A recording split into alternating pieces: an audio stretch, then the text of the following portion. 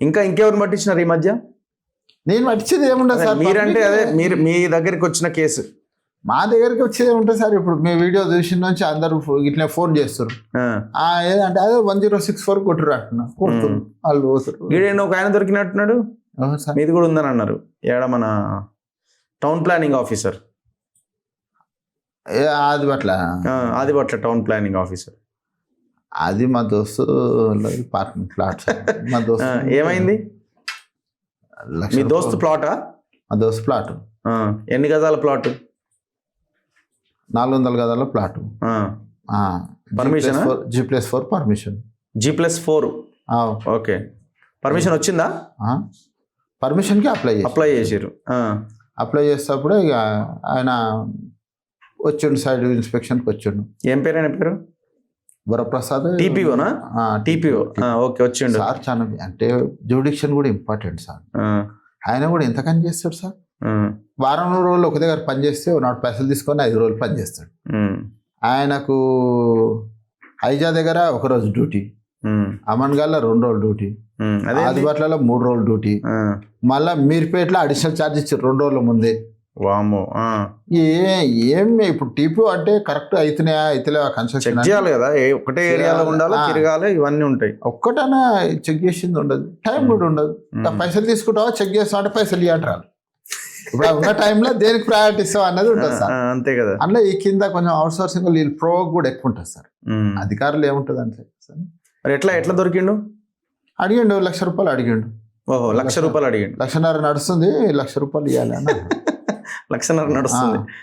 ఎట్లా సార్ మరి ఏమైనా హెల్ప్ చేస్తారా? ఎట్లా మరి నామ్స్ ప్రకారం కట్టాలన్నా అటు ఇటు అంటే నామ్స్ ప్రకారం, మేమైతే నామ్స్ ప్రకారం కడుతున్నాం అయినా ఇవ్వాలని అన్నాడు. మరి ఇప్పుడు నామ్స్ ప్రకారం మార్టిగేజ్ అవుతుంది, నామ్స్ ప్రకారం కట్టినా కానీ మార్టిగేజ్ రిలీజ్ అవుతుంది. అంతే కదా. ఇంకా మరి నువ్వు చేసేది నీకెందుకు ఇవ్వాలి సార్ పైసలు అన్న. ఇవ్వాలి అదంతే, నాకు కూడా ఉంటాయి ఖర్చులు అని. సరే మంచిది సార్ అన్నాను. ఆయన అన్నాడు, అన్న ఎట్లానా అని అన్నాడు. నాకేం తెలుసు, పో అక్కడ అని చెప్పేసాను. 1064 ఏసీబీ పోయిండు, వచ్చి పట్టించాడు. ఇమీడియట్గా వచ్చేస్తారా వాళ్ళు? ఎన్ని రోజులకి? టైం ఎంత పడుతుంది? ఇమీడియట్గా వస్తారు సార్. ఇప్పుడు ఆయన ఎక్కడ ఉన్నాడు మరి? ఆయన టీపీఓ జైలు ఉన్నాడు సార్. జైలు పక్క ఇమీడియట్గా దొరికినంటే ఇక జైల్లో పెట్టాల్సిందే. ఇంకా దానికి ఆపడం ఇప్పుడు ఏమి ఉండదు సార్. ఇప్పుడు చిన్నదానికి జైలు వేస్తారు కదా సార్, చిన్న పిక్ పాకెటర్ కానీ జైలు వేస్తారు సార్. అని పర్సు గుంజుకుంటారు, ఆడు పర్సు కొట్టేసి ఆన్ పర్సు ఆడ రికవర్ అవుతుంది, మళ్ళీ అని జైలు పంపిస్తారు.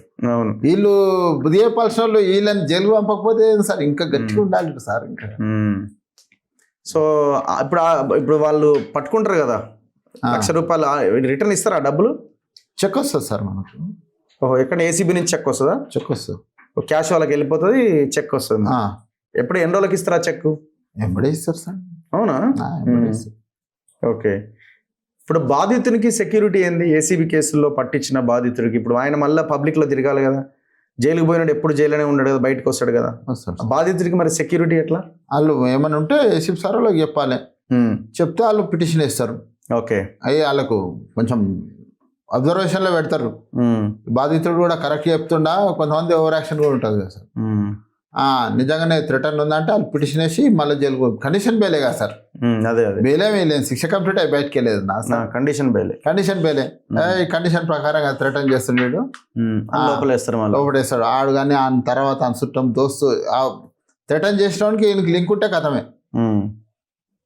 థ్రెటన్ చేసినోనికి వీళ్ళు అక్యూజ్డ్కి లింక్ ఉందనుకో సార్, బెయిల్ క్యాన్సిల్ పిటిషన్. కానీ ఇప్పుడు